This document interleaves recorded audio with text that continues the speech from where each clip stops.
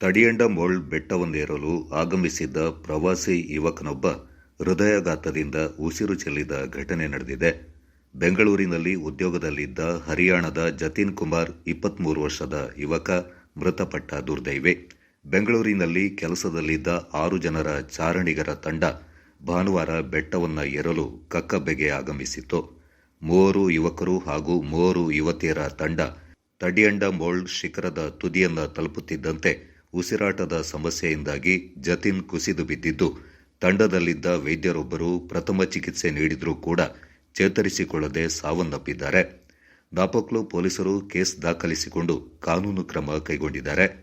ಅರಣ್ಯ ಇಲಾಖೆ ಸಿಬ್ಬಂದಿ ಹಾಗೂ ಪೊಲೀಸ್ ಇಲಾಖೆ ಸಿಬ್ಬಂದಿಗಳ ನೆರವಿನಿಂದ ಮೃತದೇಹವನ್ನು ಶಿಖರದಿಂದ ಕೆಳಗಿಳಿಸಲಾಗಿದ್ದು, ಮಡಿಕೇರಿಯ ಜಿಲ್ಲಾಸ್ಪತ್ರೆ ಶವಾಗಾರದಲ್ಲಿ ಇರಿಸಲಾಗಿದೆ. ಪೋಷಕರು ಆಗಮಿಸಿದ ಬಳಿಕ ಮರಣೋತ್ತರ ಪರೀಕ್ಷೆ ನಡೆಸುವುದಾಗಿ ಠಾಣಾಧಿಕಾರಿ ಮಂಜುನಾಥ್ ತಿಳಿಸಿದ್ದಾರೆ. ತಡಿಯಂಡಮೋಳ್ ಶಿಖರದ ತುದಿಯಿಂದ ಮೃತದೇಹವನ್ನು ಕೆಳಗೆ ತರಲು ನಾಪೋಕ್ಲು ಪೊಲೀಸ್ ಠಾಣಾಧಿಕಾರಿ ಮಂಜುನಾಥ್, ಸಿಬ್ಬಂದಿಗಳು, ಗ್ರಾಮ ಪಂಚಾಯಿತಿ ಸದಸ್ಯ ಕುಡಿಯರ ಭರತ್, ಉಪವಲಯ ಅರಣ್ಯಾಧಿಕಾರಿ ಸುರೇಶ್ ಎಂಬಿ, ಗಸ್ತು ಅರಣ್ಯಪಾಲಕ ಸೋಮಣ್ಣಗೌಡ ಪಾಲ್ಗೊಂಡು ಕಠಿಣ ದಾರಿಯಲ್ಲಿ ಮೃತದೇಹವನ್ನು ಹೆಗಲು ಕೊಟ್ಟು ಬೆಟ್ಟದಿಂದ ಕೆಳಗಿಳಿಸಿ ಮಾನವೀಯತೆ ಮೆರೆದಿದ್ದಾರೆ. ದುಗ್ಗಳ ಸದಾನಂದ, ನಾಪೋಕ್ಲು.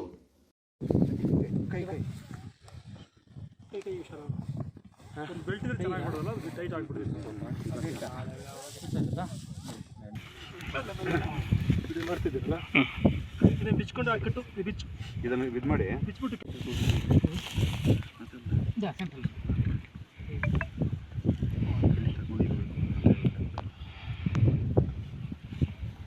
ಇದೆಯಲ್ಲ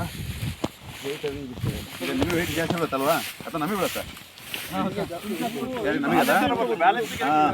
ಡೌನ್ ಇದೆ, ನಮಗೆ ಜಾಸ್ತಿ ಬೀಳುತ್ತೆ.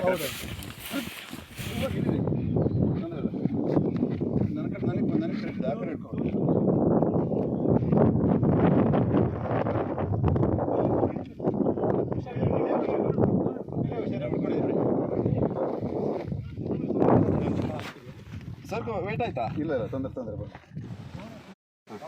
ಡೌನ್ ಮಾಡಿ.